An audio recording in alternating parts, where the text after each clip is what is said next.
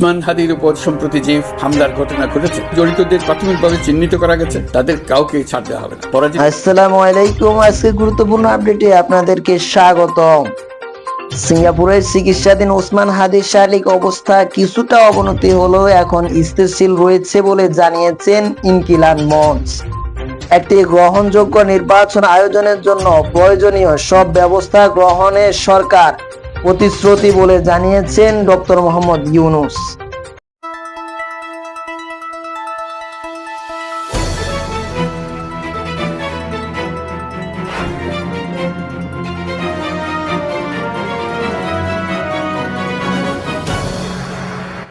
ওসমান হাদির শারীরিক অবস্থা কিছুটা অবনতি হলেও এখন স্থিতিশীল রয়েছে বলে জানিয়েছেন ইনকিলাব মঞ্চ।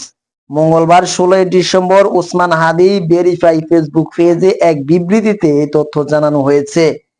পোস্টে বলা হয়েছে, ওসমান হাদির সর্বশেষ শারীরিক অবস্থা আপডেট আজ মঙ্গলবার দুপুরে 3টায় সিঙ্গাপুর থেকে তার ভাইয়ের তরফ থেকে জানানো যায়, শরীফ ওসমান হাদির প্রাইজ মানি টেস্টের পর অবস্থায় কিছুটা অবনতি দেখা গেলেও বর্তমান তা স্থিতিশীল অবস্থায় এসেছে।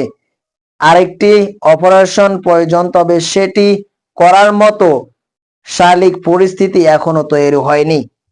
গতকাল সোমবার অ্যাম্বুলেন্স করে ওসমান হাদিকে উন্নত চিকিৎসার জন্য সিঙ্গাপুরে নেওয়া হয়েছে।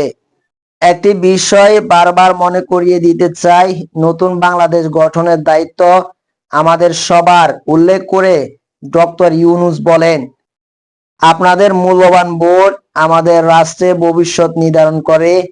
তাই ভোটারকে শুধু কাগজে একটি সিল মারা আনুষ্ঠানিকতা হিসেবে দেখলে হবে না, বরং এটি হবে নতুন রাষ্ট্র নির্মাণের আপনার সক্রিয় অংশগ্রহণ, গণতান্ত্রিক অধিকারের চর্চা এবং দেশকে এগিয়ে নিতে সরাসরি অবদান। দেশের মালিকানা আপনাদের হাতে, আর সেই মালিকানায় স্বাক্ষর আপনাদের ভোট।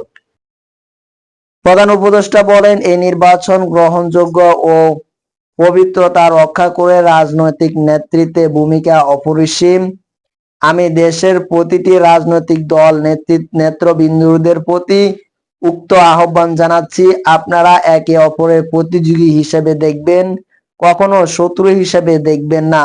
নির্বাচনের মাঠে এমন একটি সুষ্ঠু, গ্রহণযোগ্য, শান্তিপূর্ণ পরিবেশ তৈরি করুন যাতে দেশের মানুষ গণতান্ত্রিক প্রক্রিয়ার প্রতি আরো আত্মবিশ্বাসী হয়ে ওঠে।